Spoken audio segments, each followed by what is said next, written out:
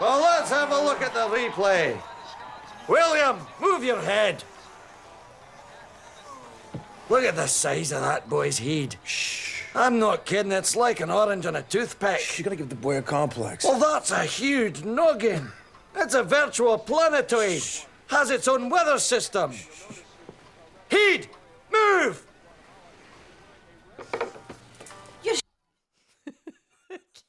I can't with this movie. Hello, and welcome back to the VHS Club. It's So I Married an Ex Murderer night. Get your exes ready for voting. How's it going, Nat? Good. This was a fun rewatch. I would like to say that the scenes with Charlie's Scottish family are, sort of comedic and over the top and exaggerated, but I'm not sure that that's my personal experience. I thought it was a pretty accurate, Well, that was definitely Stuart my family. Is based on Mike Myers' dad, so I suppose. Yeah, I like suppose it very is much my close. grandfather. Oh my Though God. in the movie he calls football soccer, which I'm sure they did that because American audience, yada yada Yeah. yada. But I was like, oh, never, never would that happen. No, he's probably the best character, definitely the best character in this movie. Yeah. Certainly one of my favorites in all movies. Honestly, I think and I'd forgotten about how I was saying before we jumped on, not only like how funny this movie is, but how many lines that I say all the time are from this movie. I was like, oh wow, oh right, I've seen this movie a lot. Yeah, it's definitely something that had impacted us when we were younger, and we quoted this a lot. Like, even in the opening scene when Mike Myers got his giant latte, he's like, I'm sorry, excuse me, I ordered a large. And it's like this gargantuan cup. As my viewers, our viewers can see, I have my gargantuan cup. Which I was telling Katie, we got this cup with some like a teddy bear and a chocolate in it or something. Like in the 90s, and the only reason we kept it was because of this movie. Because we're like, we need this giant mug. Like, whoa! Oh my goodness. Well, we have the whole gang here tonight, so huge shout out to the Tater Tots who are hanging out with us. We have Josh, Paul, we have Val is back. We have Doc, and we have Dan. Doc, I heard you. My volume is higher. Let me know if this is better. And Dan is here hanging out for a short while. Thanks so much for being here. Let us know in the live studio audience if you're hanging out with us whether or not you have seen this one either originally from 1993 or on, or you rewatched it recently, because this is a fun one. And if not, we're going to play our favorite game, see if we can convince Josh to rate entirely on whether or not he will watch it after listening to our review. So, And Val too. I suspect, do we see this in the comments? Val has not seen this. yeah, Val has not seen this. But that's okay. Val, this is one. If you like a slapstick comedy, if you like SNL, this is an absolutely great one to watch, because throughout this movie, in addition to being like, wow, they're like, these quotes are fantastic and this is where they're from, it's also every like weird cameo that are not cameos. Like at one point there's just like a very brief scene, a person who probably at the time was like an extra, but it's the dad from the Beethoven movies, the dog Beethoven movies. And I was like, oh, it's the dad from Beethoven. Of course there's no one else in the room with me, so they're just kind of, I'm like, Kramer is guys, also in this. Kramer's in this. Yeah, There are a lot of It's an cameos. SNL cast movie. So it's like, when like the SNL stars, when they're at their peak and they sort of start to branch off and they leave the cast of SNL and start doing these movies. We got things like, every Will Ferrell Every movie, Will Ferrell movie. Yeah, exactly. etc. So this is kind of that ilk. Like we had, I think it started with Blues Brothers was one of the first SNL cast movies with Dan Aykroyd and Belushi. And then there was Wayne's World with Mike Myers and Dana Carvey, which were both SNL cast. And then there was this one. And this had Phil Hartman was one of the cameos in this. So funny. Very tragic and kind of a little akin to the title of this movie, but we won't be doing. Anyways, Over the Rainbow Road, we miss you, Phil. You were so funny. Don't make me cry. I love Phil Hartman. His comedic timing was insane. So there are people talking in the chat about how much they love Austin Powers. I will say, if you love Austin Powers, watch this movie. Many of the Austin Powers characters were created in Mike Myers' mind, I think literally during the filming of this while movie. Doing this movie. You see him doing a lot of the mannerisms and starting to test out the lines that would become a lot of those characters. Yes, we get the voice and mannerisms of Dr. Evil in this. We get a little bit of Fat Bastard in this. Definitely Anthony LaPaglia dressed like Amazon Halloween costume version of Austin Powers and part of this at the beginning. True, so true. Yeah, it's this is kind of, you could see how these characters, this comedic part of Mike Myers' brain was sort of ruminating with him for so long until he finally got to get it out into the movies. Very true. All right, well, let's rewind. And give a quick synopsis. I mean, this one basically says it in the title, but let's give a synopsis on what this movie is about. Go ahead, Nat. So, two friends, Tony and Charlie. I'm like, Anthony LaPaglia is his name. It's actually Tony. Okay, so Tony and Charlie are two friends living in San Francisco. On the dating scene, Charlie seems to be a poet. He does the beat poetry, which made a slight comeback in the 90s. It was a thing where we still had underground coffee shops before all the franchises took over. And we kind of get introduced to this character that has a hard time being in a committed relationship because he's akinning a committed relationship means marriage and marriage means death. So every woman he dates, whoa man he ends up breaking up with over anything that he perceives to be a reality because he's scared he will actually die. And he finally meets this wonderful woman that he falls madly in love with. The relationship goes super smoothly, even though there are a couple little like red flags that go up here and there. Because in the tabloid magazines that his mother loves to read, there's this circulating story about a Black Widow serial killer who is like an axe murderer, and she keeps killing off her husbands. And he's like, I bet that's my girlfriend. And then realizes that, no, that's insane. Gets married to her and realizes that she is the axe murderer. But actually, plot twist, it's her sister. Which feels very obvious from the moment that you meet her completely crazy psychotic sister. She's, I mean, I would actually say, and I'm interested to hear your thoughts on this, and studio audience, if you watch this, what your thoughts on this are as well. I feel like, and forgive me, I don't remember the actress's name, but the woman who plays Harriet, the not actually axe murdering wife, she's almost like on the line for me of not good. Like she's like trying, I think, a little bit too hard to be like obvious, but also to be campy. And like there are moments where she's really like cute, and then moments where I'm just like, it feels like blatantly obvious, which I suppose plays into the movie. But like I don't know. It's funny. To me, I kind of interpreted it as more like she was obviously holding back a huge secret from him. Yeah. So she was awkward. So it's like every time Nancy you Travis, think they thank have you. a genuine Yeah. moment, she gets really awkward, and that kind of, as a viewer, creates the suspicion, like, is she the axe Mm-hmm. murderer? But really, it's just she doesn't know how to tell her current husband that, hey, by the way, I've had real shit luck, and my past 3 husbands are dead. And we're in our 20s, by the way. Well, she actually, I don't know if she knows that they're dead. She thinks that they've just left Missing. her. Yeah, they're Well, just like, she thinks either they've way, left her. Like that she can't find anyone.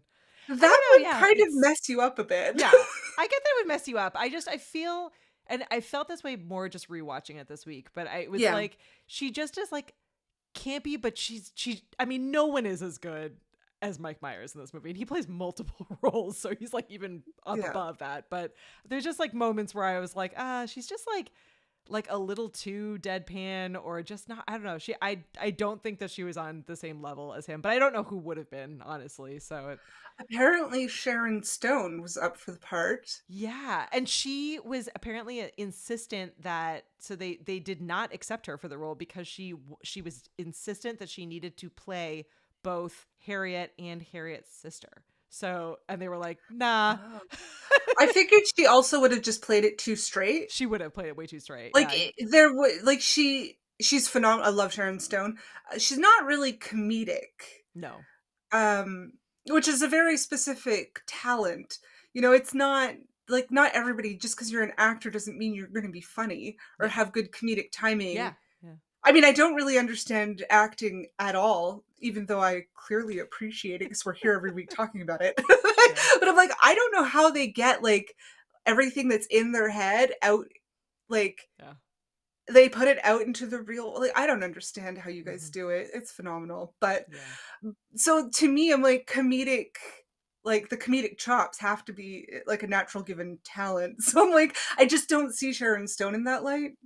Yeah. Um, Yeah. but yeah, and Anthony LaPaglia, love him. And Debbie Mazar was in it. So this is kind of like a pre-Empire Records, because they were both starred in Empire Records. Yeah. Which I loved. Katie's like, oh yeah, there's so many cameos. I was like, it's literally like an SNL/Empire Records like Yeah. family.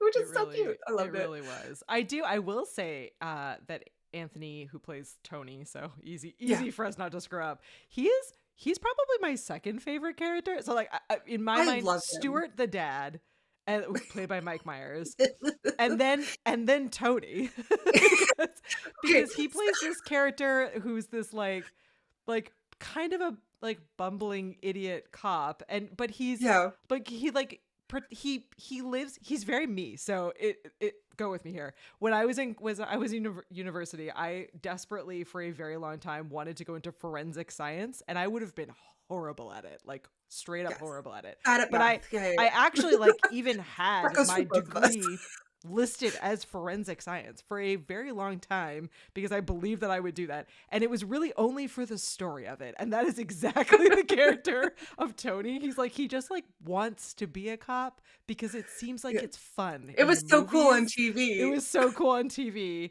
And his boss, played by Was it Arkin? Arkin, yeah, is absolutely also fantastic because he's this like way too nice, like almost the He's like the kind of boss of a that you of a need to cop be in boss. this day and age. Yeah. And he's like, you know, like on TV, like the chief is always like yelling at you and in your face. And he's like, okay, so he keeps practicing. So he storms in and he yells at Tony. He's like, okay, how was that? I felt that was a little harsh. He's like, no, that was good. That was good. So at the end of the movie, when they realize that they suspect that Charlie's wife, Harriet, is actually the axe murderer. So now Tony has to real cop in this moment. Yeah. And he's also excited because he's like, oh my god, I get to put on my big boy pants for the first time. And so he runs off to this like sort of secluded honeymoon resort. Resort. And there's a huge like storm, lightning, and thunder, and it's very dramatic. And this is kind of like the horror aspect of the movie. Yeah. Because it's not just a comedy, it's not just a rom-com, it's also a little touch of a horror movie. So he gets there, and when he finds Harriet, who gets locked into the closet in their hotel room, and Charlie and her sister Rose are on the roof, and Rose is trying to kill Charlie, And you could clearly hear it, like, help me. You could hear the axe coming down on the roof and Charlie screaming for help. And he's sitting there with Harriet arrested, and he's having his whole like cop moment. He's like, we could do this the it's the easy way or the interrogation. hard way. Like, we could talk about this here or downtown. Like, they're in the middle of nowhere, guys. And he's having this whole moment where his friend is like being axe murdered on the roof.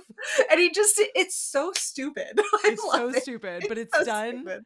It's done so, yeah. Stupid so in a good very, way. very Like, well. it's so stupid that it's funny. Yeah. Like he's getting his whole, like, he's living out his cop fantasy without actually listening to either Harriet or to the sounds emanating from the roof of somebody being like trying to be killed. Well, he's also like, in addition to being a terrible cop, he's also like a pretty bad friend, because he talks Mike Myers' character into marrying Harriet. He's like, it's okay, I'm a cop. I like, we found the axe murderer. That's Somebody had confessed. And he was like, and then he's like, so you should absolutely go forward and marry her. And so like, and so Well, Charlie goes off and like continues the relationship. And then you find out that like he does woo her back pretty good. But they do like no background at all. Like, they're such bad cops that they have done no actual background on this person that confessed. They took a face value confession, and then we later find out she also confessed to murdering, killing Abraham Lincoln. Lincoln. A whole bunch of like, she's just crazy out of her mind. But it was Franklin. I can't remember who they said in the movie, but still. Yeah, so it's I do love all that, and I absolutely love that entire like ridiculousness of the. So he's been throughout the movie, Tony's been training his boss to be meaner to have all these like, and so they have this interaction with him and his boss where his boss is like trying to yell at him, and it feels very realistic, and then it turns out he's just like practicing for fun, and then Tony leaves, and he takes like, he's like, I'm gonna get a plane to fly and save my friend, and like no one at the police station is like, I'm sorry, what, a plane? Like, we're going after one person. Like, you're going to rent a plane in the middle of a storm to be able to get to this, rather unrealistic storm, from what I understand. It seems Paul's confirmed that the Bay Area, by the way. Like, not gonna happen. Like, this is a very like New England kind of storm, it's a but like storm. Yeah, very in true. the Bay Area. Mm-hmm. Which also, that's funny. Like, oh, it's funny. And the pilot is like clearly completely incompetent. Like, it's just, I don't know. That whole scene is ridiculous. Then he gets in it. He tries to commandeer a car, and the driver of the car is like, you can't have my car. And they go back and like, he's the most inept possible cop, but he plays it just beautifully, like from start to finish, where you just can't like help but laugh at how silly and absurd it is, and how straight he's playing it all the way through. Like, he just holds the line. He was so sincere. So sincere about the entire situation, which is absolutely fantastic. So one thing I loved about this movie is it had the elements of a classic 90s rom-com. Yep. It had like the meet cute. Mm-hmm. He goes into literally the meet cute, meet MEAT cute. Yes. Wordplay. So she's a butcher. Yeah. He goes to get his parents' haggis. He sees her. They have their meet cute. I didn't do that on purpose. That's actually what it's called. No, I'm a genius. No, Mike Myers is a genius. So they have that, and then they have a couple of little montages. Like, they go on the classic double date. Yeah. Which, like, have we gone on double dates in real life? Like, I do. No. I've been on double dates. Do you? Yeah. Oh, you're fancy. Yeah. No. Thankfully, almost all really positive experiences. I can't think of like a bad experience. So if you've been on a double date with me, we're good. Everyone's good. Like, I think dating and me just don't work at all. So there's that. Like you have to be in like a good relationship yourself before you want to try to do a double date. Yeah. So they have their double date, and then there's like the little like post-date montage where they like walk home in the rain and sort of like just have fun and hijinks, and you can see their intimacy, their bonding growing. And then I love he goes to help her at the butcher shop. I guess this is just before he asked her out, actually. He goes to see her at the butcher shop to ask her out, and she's swamped, super busy. So he apparently doesn't seem to have a job in this movie. No. So he just He's a helps her poet. out. Yeah, He's a exactly. poet. He drives a convertible and lives in San Francisco. I'm like, he's got to have money. But anyways, but he helps her out because his dad apparently was a butcher, which I never really understood. Was he joking or was he serious? I have no idea. Because like, was that actually like, was there a joke in that? Because he didn't seem to know what he was doing. But so he helps her in the butcher shop, and they have. I thought that scene was super cute and funny. Yeah. He goes in like the back because somebody asked for some steak, and he makes like cow noises, like he's trying to slaughter a cow, like right behind the screen, and Yeah. the customers are like, he shoves some like guts into his like some viscera into his sleeve and goes out like, "Mom, can you call the nurse?" Anyways, I thought it was cute. It was a Yeah. fun little montage. Oh yeah, no, they're like, you're right. It totally has like all of those elements of the romantic comedy. And then you have Yeah. these moments in it which, to slightly contradict what I said earlier, where you have Harriet, who like you just think is like adorable and lovely, but then she has these like couple of moments that start to build Really where dark. like, yeah, she is like looking weirdly at the camera, or like there's, she says something and you're like, oh, wait a sec, and you can see that Mike Myers is like, wait a sec. And but then it's like, the movie's so silly that you're like, it like, she's probably not actually an axe murderer. You're kind of go on this journey with Charlie Yeah. where you're like, is she an axe murderer? No. Yeah. No. That's actually ridiculous. She's not an axe murderer. Oh, she is. Oh, she Nope, is? Oh, just her no. evil Nope, she's sister. not. Yeah. Except when It, you meet the sister, where you're like, oh, okay, like, no, wait, she's no, like, she's off. she's off, like, she's Just not off okay. color, as they say. Yeah, Is that a pretty Scottish expression? I don't Off know. color? Off I color? think so. Yeah, I mean, someone will have to tell we've all us. it. Yeah, we should actually Never mention say this. crazy. It's either you're eccentric, which is good, or off color, which is bad. Yeah, all right, there you go. So Paul is sharing one of the facts that I recorded earlier for our 3 fun facts about each movie. So yeah, so apparently in that like adorable butcher scene where they're like doing all kinds of things, Mike Myers was so funny in like improving everything that she actually cuts her finger in real life in the movie, and then at the at the very very end of the movie where she like lifts out the like rings on from the talcum powder or whatever powder she's got on her desk countertop, pulls it out. You can see the Band-Aid on her finger that's still there from where she cut herself earlier, which I thought was absolutely hilarious. That's one thing I also love in this movie is that the actors, you can tell when they're genuinely laughing because it's not scripted and they're not supposed to. Yeah. And some of the best scenes in the movie were improv'd, much to apparently the director's chagrin. He was not pleased. He and Mike Myers apparently did not have the same vision for the script.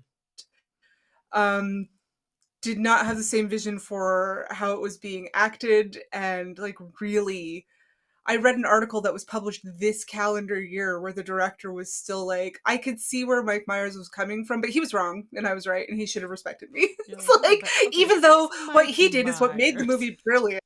Yeah. It's funny because it's like in one sentence the director was like, it's really those scenes that he did that made this movie have this cult following and made it funny. And he's like, even I could see how special it was, but I would never have admitted it then.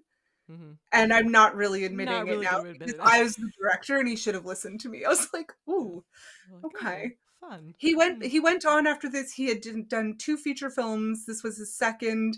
And then he had gone on to television quite successfully and has done directing in like all of our favorite shows like ER and Friends. Friends being Katie's favorite show and ER being mine. And so he was very successful in his career. It's just he did not get along with Mike Myers, which was kind of sad. But I'm glad his comedic chops outweighed, the final edit. Yeah. And I did notice an earlier comment, if Dan is still on. Dan was talking about how he used to be a Myers fan until he heard how much of a diva he is. I will say, Dan, to do a bit more reading on that, because I did read articles that said that, especially about this movie. But then, as Nat just said, there were a ton of counter articles that said that actually, like, Mike Myers is certainly not easy to deal with because he's a perfectionist and he's improvising a ton of stuff. So it made the that's what shoot he's days hired for go too. very long, but apparently he's not, like, I think that there was just a pretty big A difference big of personality a conflict.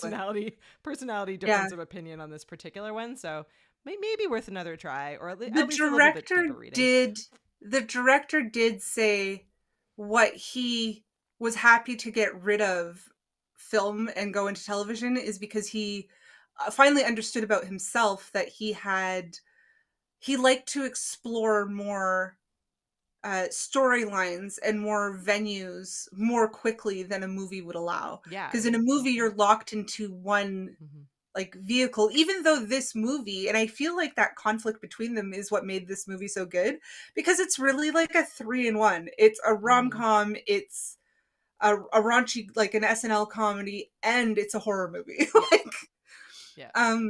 which I don't think we would have got without that conflict, I'm thinking, but Yeah, maybe not.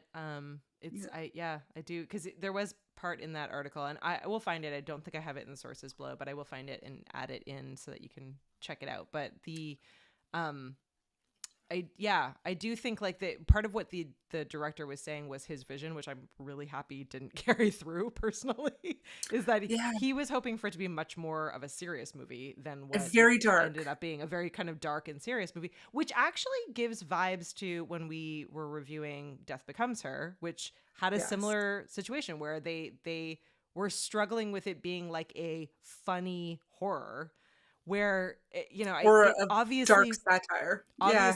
worked in this kind of funny horror vibe scene, and Mhm. certainly worked for Death Becomes Her as well. So I think, yeah, I don't know. I'm glad it didn't work out that way. And weird choice to hire someone like Mike Myers or anyone from SNL, to be honest, for this role. So So also interesting, the writers, when they pitched this idea to the studio and it got greenlit, they said write it for Woody Allen, yeah. because this was a comedic inspiration taken from Annie Hall, Hmm. one of Woody Allen's most famous Yeah. movies, and a phenomenal movie.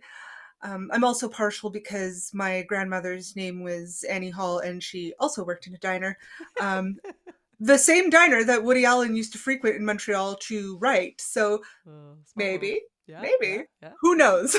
Obviously, we never got any credit from it, and I want nothing to do with today's Yeah. Woody Yeah. Allen.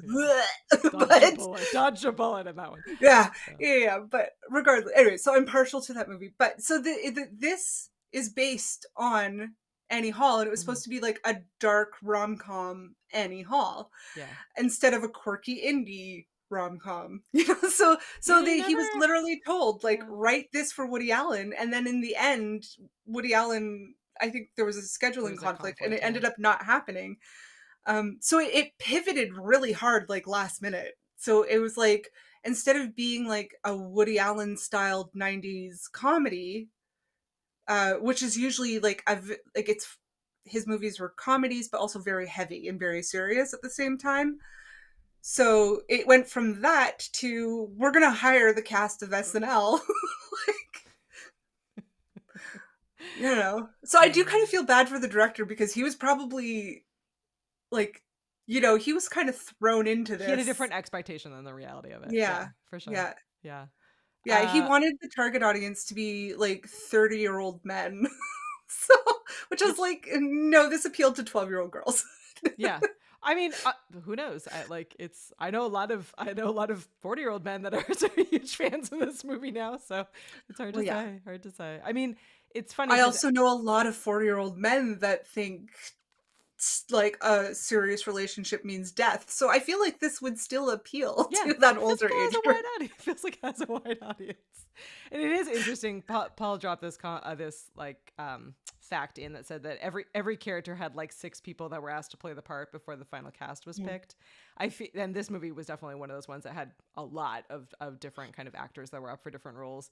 But it's always interesting to me when we do some research on these movies and are diving back into them again, how different all of these movies could have been, because there's always, you're like, wow, really, that actor was up for this role, or like Yeah. wow, it would have been a completely different movie. So it really speaks to how a particular, in many cases, like, actors define these movies. So for example, in this one, So Mike Myers was originally cast only as Charlie, and they actually had Sean Connery up for his dad, the role of his dad, and then I Which forget he what does happened. get an honorable mention on the Scottish Wall of Fame. He in the does. He's on the movie. Scottish Wall of Fame, as he should be, as he absolutely should be. But I guess something happened and it fell through, so he wasn't able to do it. And Mike Myers was like, I can do this. And he had done the character of Stuart, had a different name, I believe, as an SNL clip. Yeah. So it ended up being perfect and brilliant. And again, like one of my favorite parts of this movie.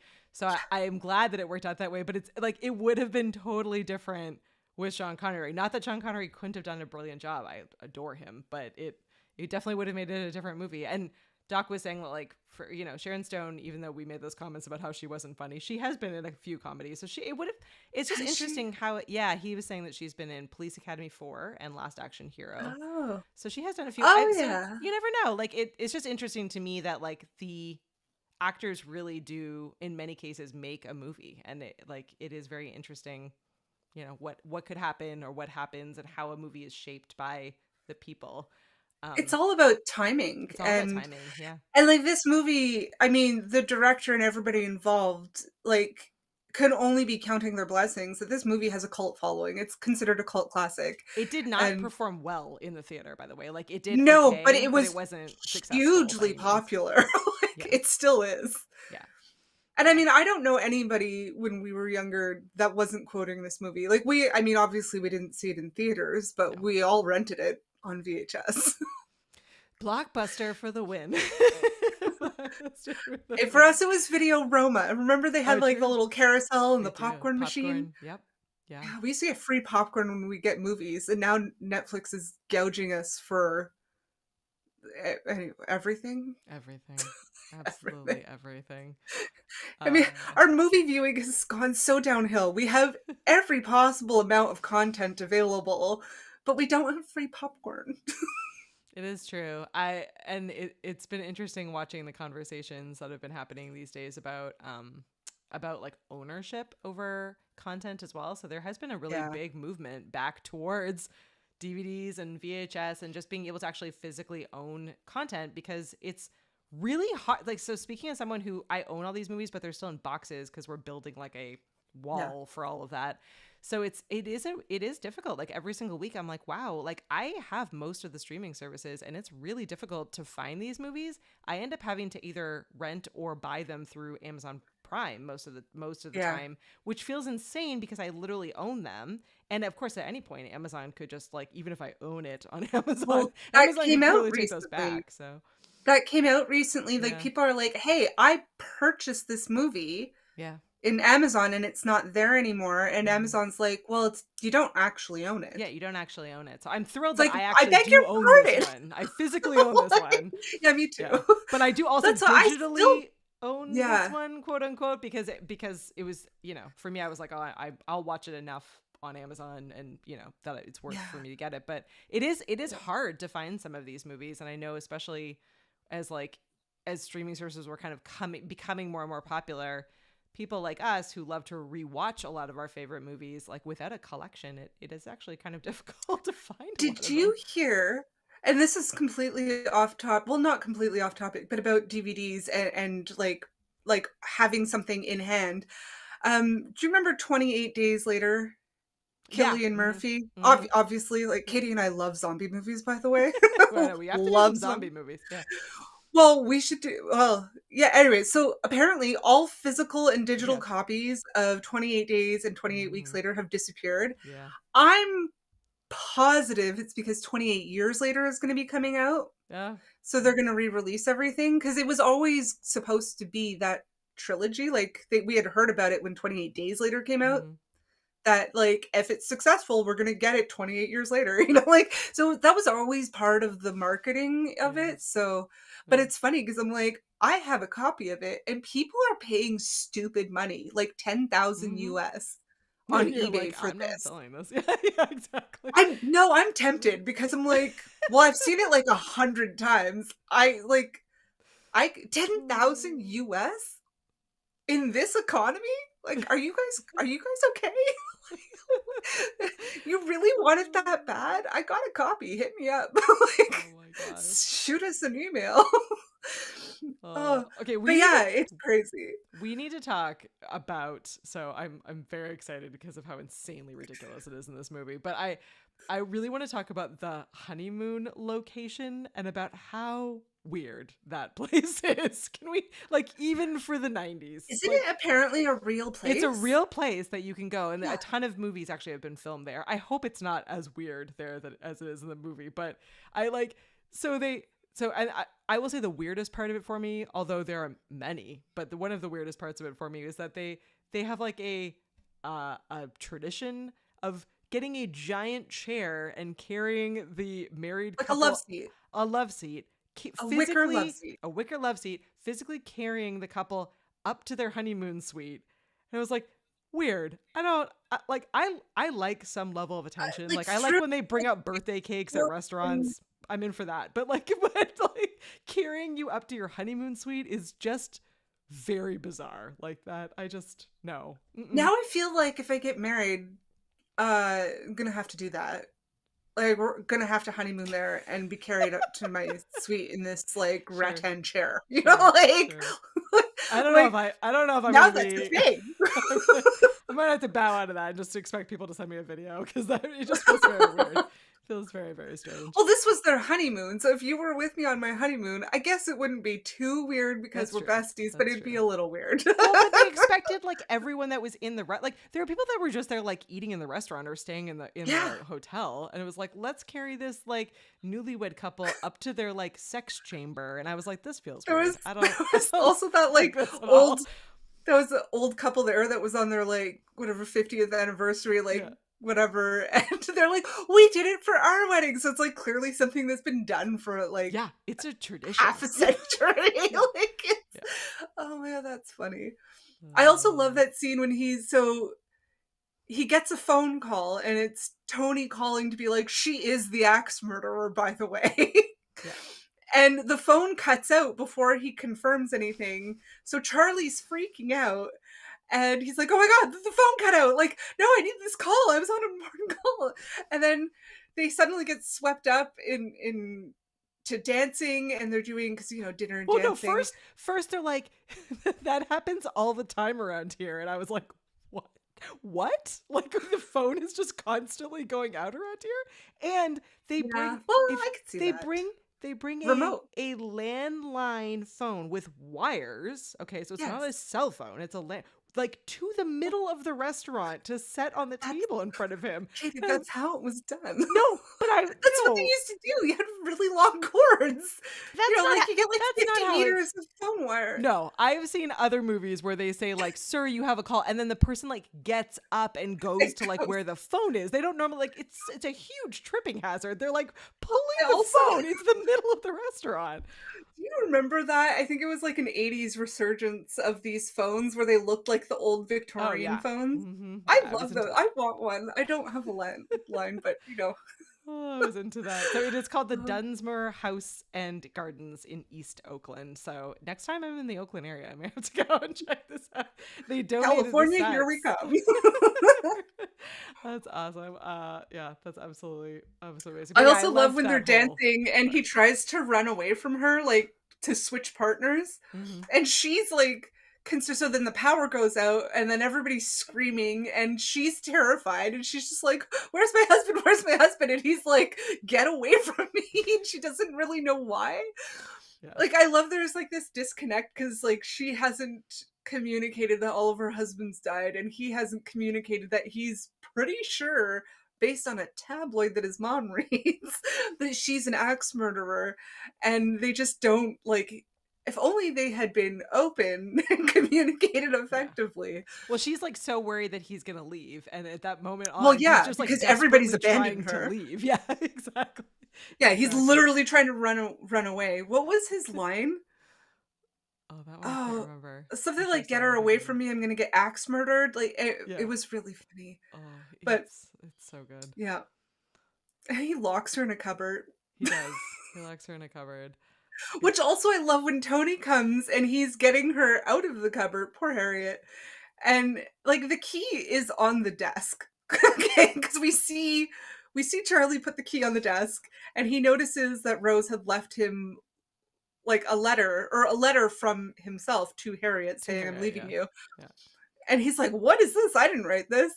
And so the key's on the table, and then Tony kicks down the door, which I love how realistic it was, because it's not like in the movies to kick down a door. Yeah. It's actually really hard. And then he And shoots the closet door, which I yeah, think is like like the overkill. key's there, Yeah. and like she can see through because it's like the slats, right? So and the slats are open, so she knows where the key is. Oh. She's had the time to peruse the room, and you know, like, and he's like, "Hang on," and he like pow pow pow, like shoots the lock off the closet door. I'm like, that one also would have been much easier to kick in than the solid, Oh. you know, hotel door. But Yeah, it's that scene was ridiculous. that scene was ridiculous. I love the again with Stuart the father. I love the Colonel Sanders like line where they His go. beady eyes. Yeah. He's like angry at Colonel Sanders who doesn't want to go to KFC. And that whole scene, so we're talking about like ridiculous level of laughing. You can just see Tony like cannot stop laughing. Like there's like Oh, parts where it's he's not like Tony at that point. It's Anthony it's Anthony, yeah. LaPaglia laughing because he's out of character. Yeah, he's totally And like it's funny because he's killing himself. laughing before Stewart says something. It's like Oh yeah. he knows the line that's, well, he doesn't obviously know the line that's coming, but he knows Mike Myers is going to deliver something, and he has no control over the giggles. Yeah. Like, It was too funny, absolutely too funny to watch from start also to start. when they're leaving, so the two guys go over to Charlie's parents' place for dinner, Yeah.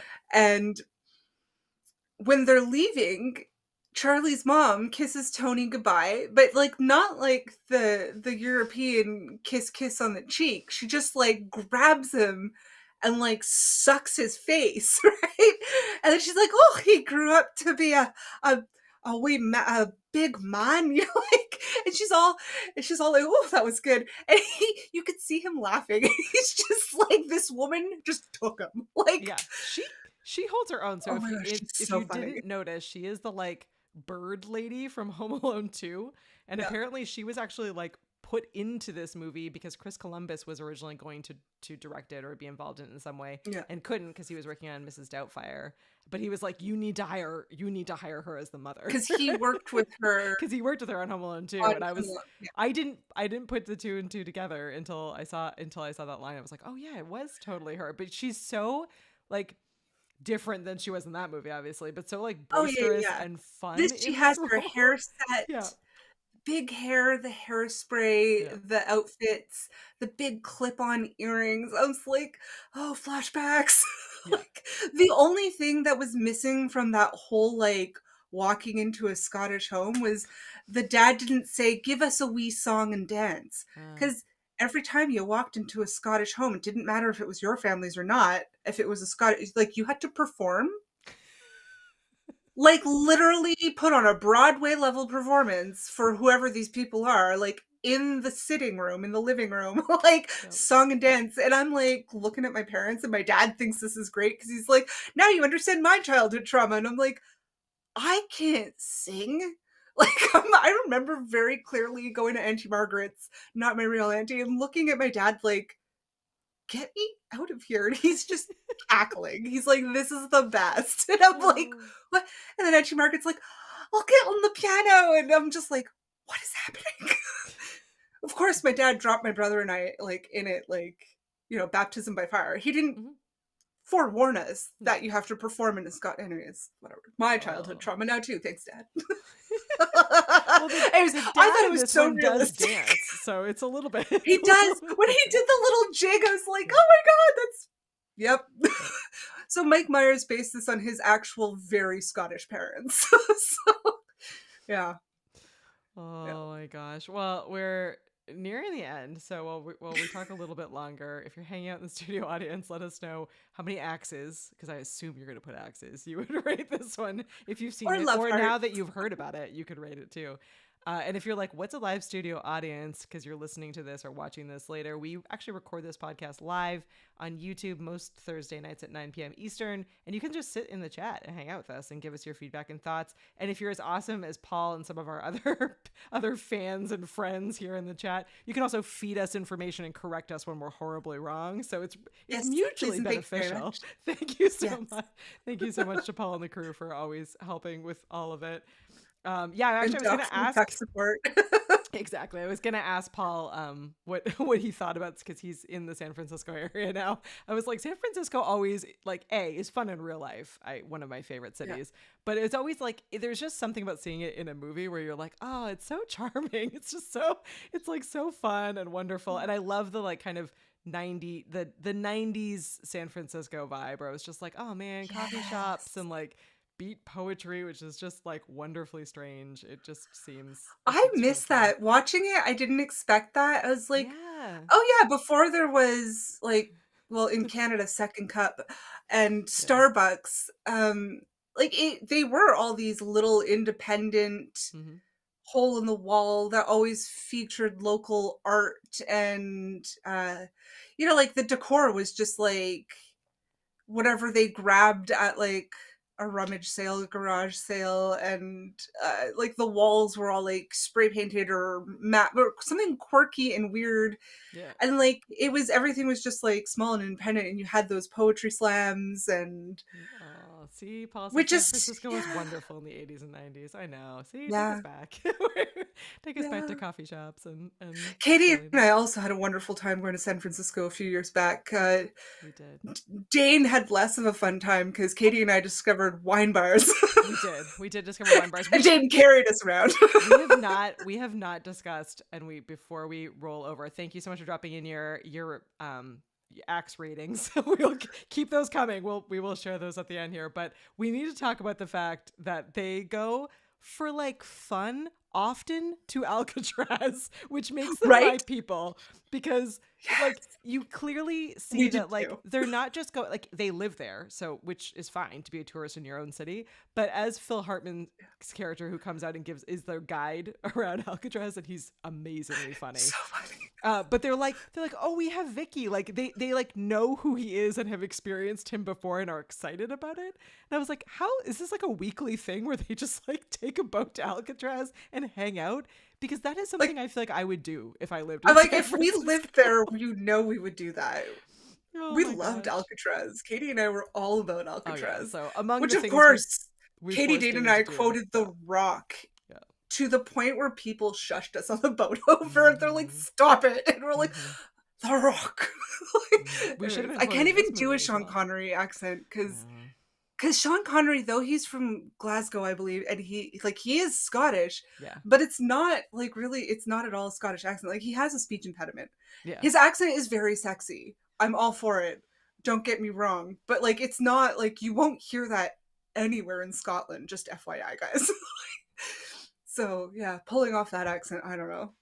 No, that would but I was definitely in that part of the movie. I was I would do this all the time, and B, I love that this is just a thing that the two of them are doing also to chat about women. They're like, let's go to Alcatraz for the day to chat about women. I was like, if we had Phil Hartman and his his stories that he was telling the tourists as the tour guide were completely inaccurate, and the most gruesome and hilarious. And I love that he's so unhinged. It's just the absolute, again, with the deadpan humor where it's he's just holding it, and it's so good. And I would be like Anthony, where I would just be laughing 24/7 during the recording of the I couldn't even get through the movie watching at home without just uncontrollable laughter. So I definitely would not be able to be in this movie at all. Even as a camera person, I would be in trouble all the way through. But Val has commented, Sean Connery is a gorgeous man. Val, yes, Val, he is. So gorgeous.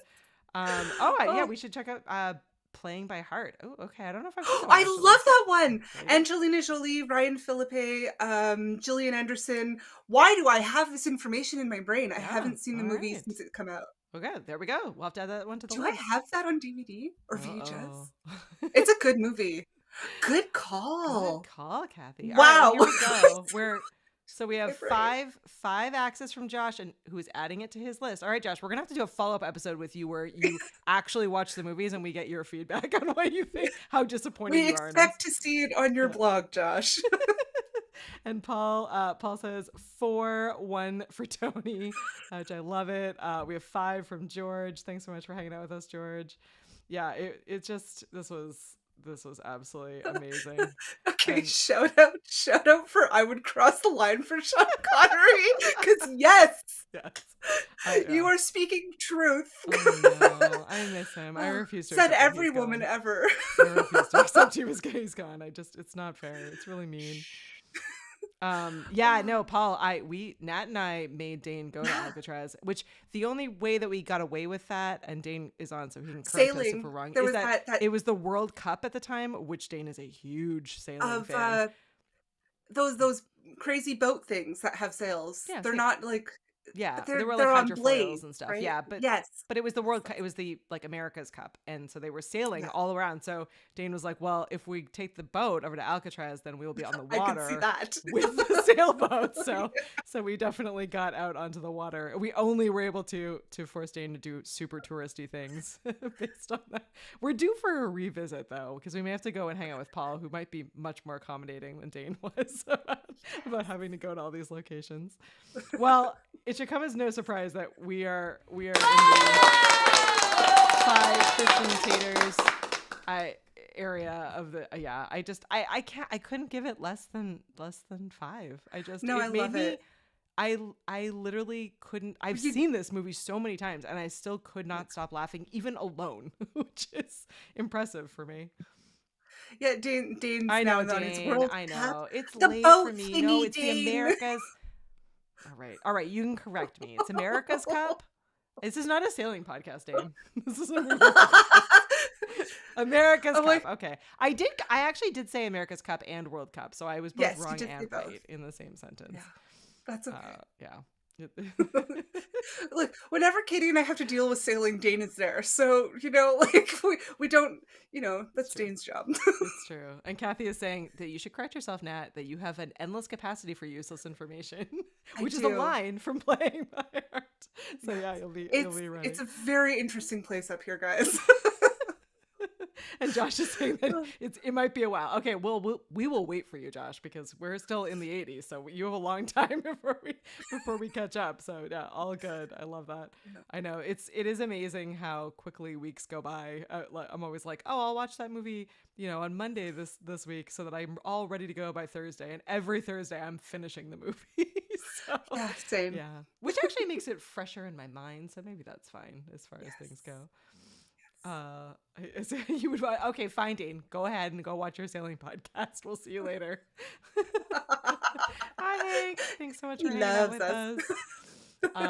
Well, we should say that we are tentatively planning to do the Jetsons next week, but keep an eye. Make sure that you are subscribed to the YouTube channel and you've rung the bell for notifications, because Doc and I will be in California, sadly not in San Francisco. We'll be in LA for Podcast Movement Evolution. So I hope that we'll be able to podcast live and Doc can be a special guest as we rewatch the Jetsons movie. But if something goes horribly awry, then it's 100% my fault and we'll do it the following week. You never know what's going to happen. Oh, Kathy, Fame. We forgot about Fame. All right, Kathy, we owe you Fame. That's very true. We'd forgotten about it. We get distracted by Jetsons. So we're going to do Jetsons and then we'll do Fame. The next 2 weeks are planned, or 3, depending on how it goes. We'll play it by ear. We'll play it by ear. We'll absolutely play it by ear. And Paul's suggesting Victor Victoria, which is also an awesome one.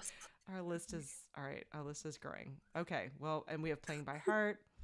We're gonna add it to the list. Val, we are gonna be in LA actually right after you're in Boston. We're gonna do a swap, but I'm gonna see you in Boston and then I'm gonna jump on a plane and go out to LA for Podcast Movement Evolution. So I don't know if you'll be around, but we'll you might still be in this part of the country, but I will definitely see you when you're here. So I'm excited. Hank's excited for the Jetsons movie. The Jetsons movie is a fantastic one. It was a great suggestion, Josh. I'm really excited by that one. There's just something about, I don't know, about the Jetsons. I still am bummed out that the Jetsons and the Flintstones are not still just like playing endlessly on TV. Like that feels like a missed opportunity, really. Yeah. I mean, it might come back. Yeah, I did watch I mean, granted, I'm just a kind of a weird parent that lives totally in the past, but I did definitely make the kids watch Jetsons and Looney Tunes because that felt necessary. Although Looney Tunes have, speaking of dark, Looney Tunes have like there's like bad Looney Tunes and then there's like good Looney Tunes. So you have to be really cautious on when you Looney Yeah, Tune and some how of you the Looney Tune. vintage Looney Tunes, like not the sort of remake in the 80s and 90s, but like some of the older ones are pretty dark. Mm-hmm.